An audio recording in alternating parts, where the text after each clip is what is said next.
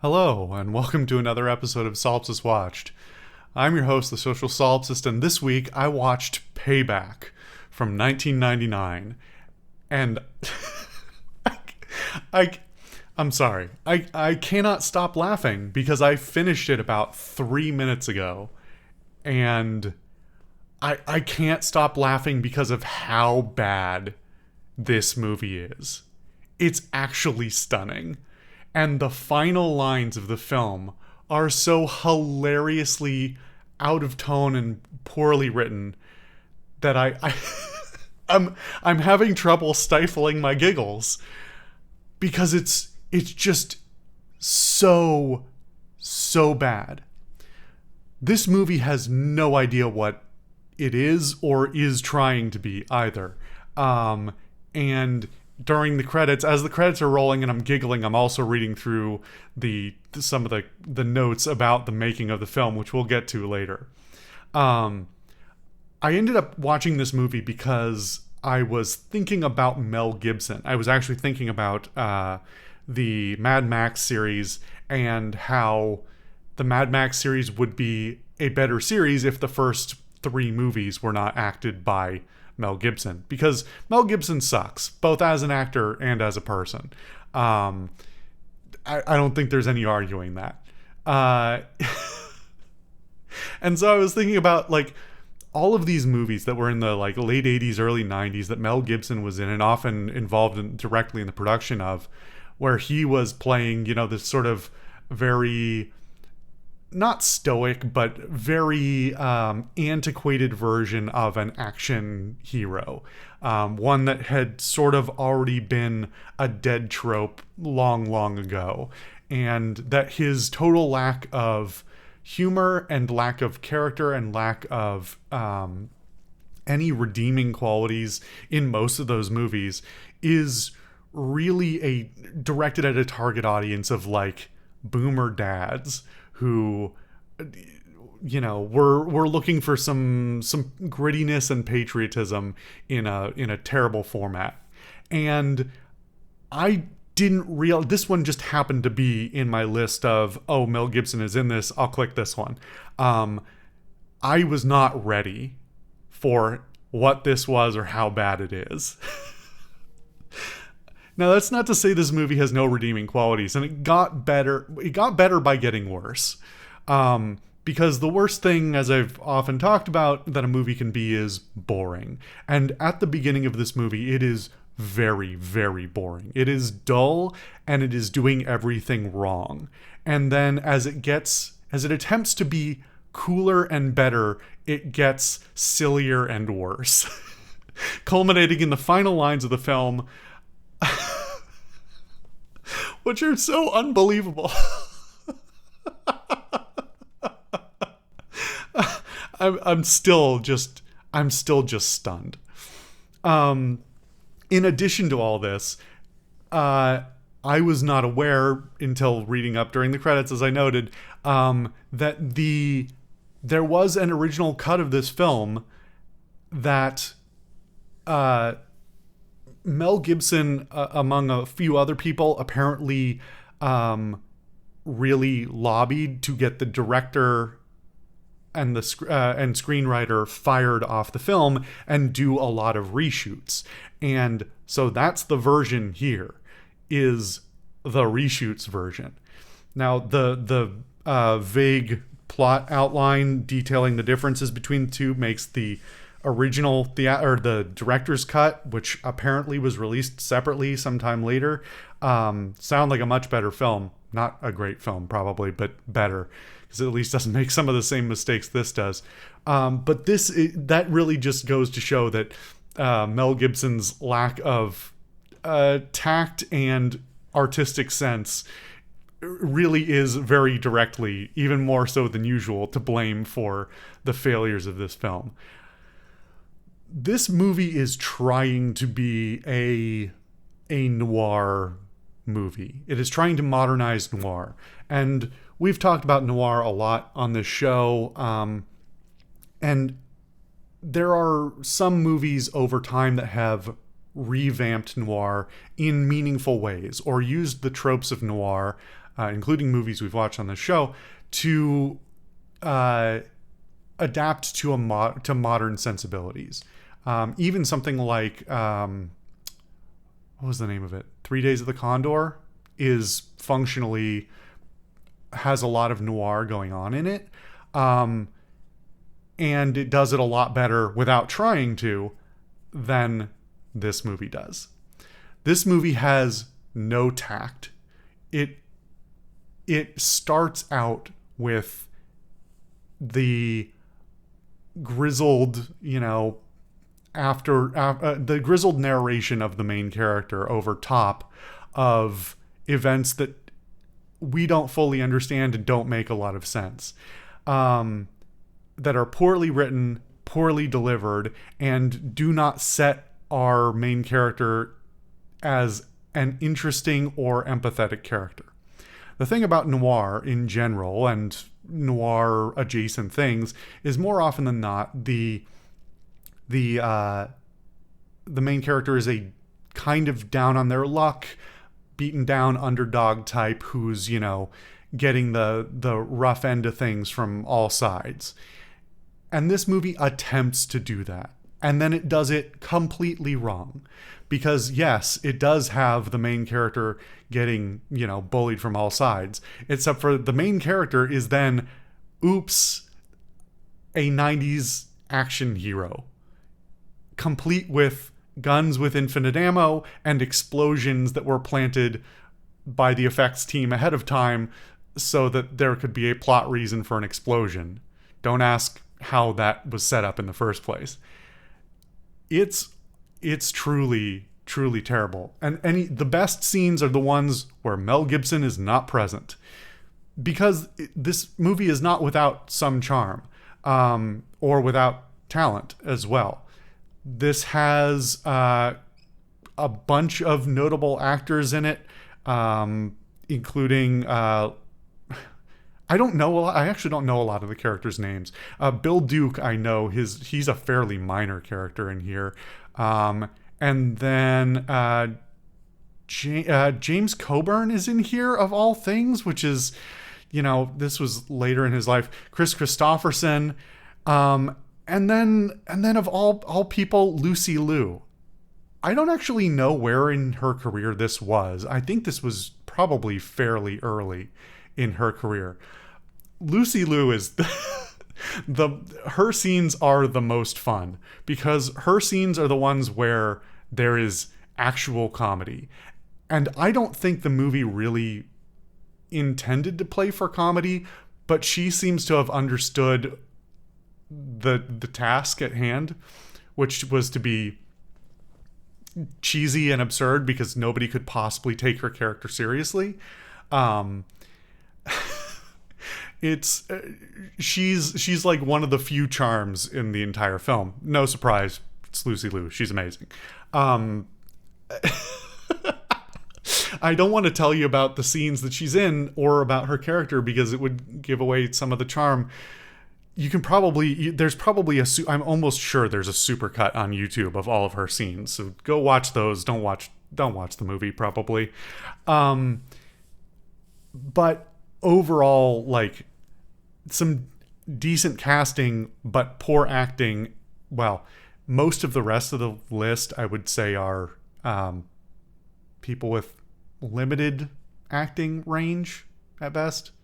I don't know. They're not all bad actors by any means. They're mostly decent actors, but they're not given good lines or good direction. And many of them are, the type to play one character. And that's a variation on themselves, as I often say. So Lucy Liu kind of stands out as being one of the only sources of levity, and also one of the only actors who's actually, seems to be enjoying the scene they're in.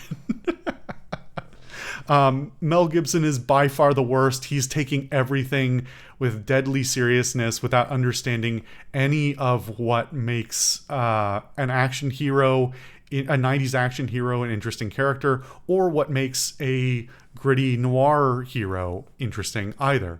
I have no doubt in my mind, I mean, this is speculation, but I have no doubt in my mind that with with Gibson's involvement, he was, saying, no, I gotta be the cool guy. I gotta be the cool action hero. And that ruins every scene that might have had any redeeming factors. It's just terrible, terrible all around. What can I say about this, the production here?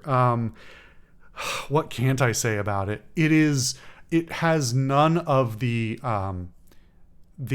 cinematic charm of noir either. It is completely incompetently shot, like basically end to end. It's shot like a 90s action movie for the most part, but then it's got this washed out like gray tone applied to the entire thing, which makes it look muddy, ugly, and terrible. There was one scene in particular where, because it had been so glaringly, the movie looked so glaringly bad the entire time, that I'm like, what is wrong with this shot in particular? Oh, this shot in particular of these two characters sitting in like a living room talking to each other is backlit like it's a sitcom set, and the lights casting through their hair, and it's completely inappropriate. And it's one of the worst looking shots in a scene or in a movie full of bad looking shots. And it's just like, you completely directed this scene wrong. You put the lights in the wrong place. You had no idea of tone or framing for this shot. And then on top of doing all of that wrong, you also slapped this ugly filter on top of it to make it seem gritty or whatever, neo-noir in some awful fashion. It's completely incompetently edited as well. So like, between the color grading, the cutting, the framing, all of that is just bad. The soundtrack as well. There are some small background musical things that are fine because they're completely unobtrusive for the most part, except for the fact that they are trying to be noir and using noir, jazzy style, bluesy style things in a movie that is not taking that tone correctly at all really makes them makes it stick out how hard it's trying to be noir and failing. And then it also has a lot of licensed songs, mostly from sort of I would say the 60s and 70s, that are also just ham-fisted slapped into. It's been a while since I've watched a movie where I've had to say this, but I've said it before, where they've just picked a piece of music, a piece of pop music that they thought had a lyric that was semi-appropriate. The most hilarious one being I think it's the first licensed song in the entire film, is they use what's the full name of the song? It's like, it's a man's world, except for they use it in a context where they clearly didn't even listen to the remainder of the chorus of that song, because the chorus of the song is "It's nothing without a woman," and and the context that they use it in is like, oh god, it's so awful. Meanwhile, like I said, our character, like the story, the plot it should be a competent noir plot, and allegedly this is based on a book that was written in the 60s, I think. So that still should have been presumably competent at some point. But the plot here is just, like I already said, the main character, Mel Gibson's character, is being, harassed from all sides, except for he's too cool to die and too cool to not have set up something beforehand. So he's always ahead of the game on all of his enemies for some reason, because he's got to be the cool action hero instead of the scrappy, think on his feet type of hero that's more normal for noir. And so everybody everybody eventually gets their comeuppance, but for completely out of the blue reasons. Meanwhile, Gibson himself suffers a bunch in ways that if he's so super competent that he could set up all these other things, he should have been able to get himself out of some obvious things he falls into. It's just terrible. And the whole way through, he's acted by Mel Gibson, so not compelling. Plus, in the story itself and in the way he conducts himself and the things that he does, he's also not a compelling hero either, whether typical action hero or noir hero, because he's like very obviously a crappy person, and not in that like morally gray kind of way that's pretty typical for noir or even, in 80s and 90s action. He's just a bad, dumb guy, and they try and moderate that slightly by being like that he doesn't, not letting him go on a full rampage, nor be like, he reiterates over and over throughout the film how he only wants such and such amount of money, the specific amount he was owed, except for you never believe him because he's willing to do stupid things for no reason. And in fact, at some level you start agreeing with the villains of like, why are you doing this? You're actually just dumb. This isn't a principle thing like it would be in an actual competently written noir film. You're actually just stupid. You think you have a plan until you don't, until you magically do again because you needed the next plot element to come up. It's just awful. He's so uninteresting. He's so not, you don't want to root for him at all. And I almost felt sorry for his love interest at the end, who he drives off into the proverbial sunset with, because I don't know why. their whole arc is also incredibly stupid, but I can't even get into that. This could you get drunk and watch this film and have a good time? Yeah, absolutely. Like this is a bad film, and you'll be bored for a good chunk of it, and then you'll start laughing because it sucks so bad. So it's not completely worthless, but don't pay any money to to watch this. Find some, like, get it out of the bargain bin, or find a friend who already has a copy of it or something, or their parents who have a copy of it, because holy, it's just so bad. It's so bad. I bet Mel Gibson's proud of this too. It sucks. It sucks so much, and it makes me laugh so bad. What's the last line of the film? It's I'm not going to get this quite right, but it's basically, she promised she'd stop hooking if I promised I'd stop shooting people. I guess maybe we were both aiming too high. And it's so stupid. It's stupid in a vacuum, and it's stupid in the context of the rest of the film. It's so stupid. Oh, God. I bet he thought he was cool saying that line, too. This guy sucks. This movie sucks. It's making me laugh now, but it was a waste of time.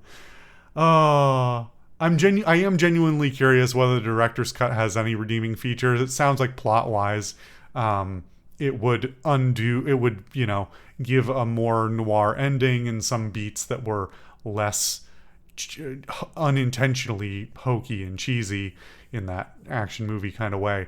But it wouldn't fix it. There's no way it fixes the movie. Yeah, wild movie. Terrible. Just terrible. Anyway. Thank you guys for watching another episode of Solipsist Watched. I'll see you guys for something better next time.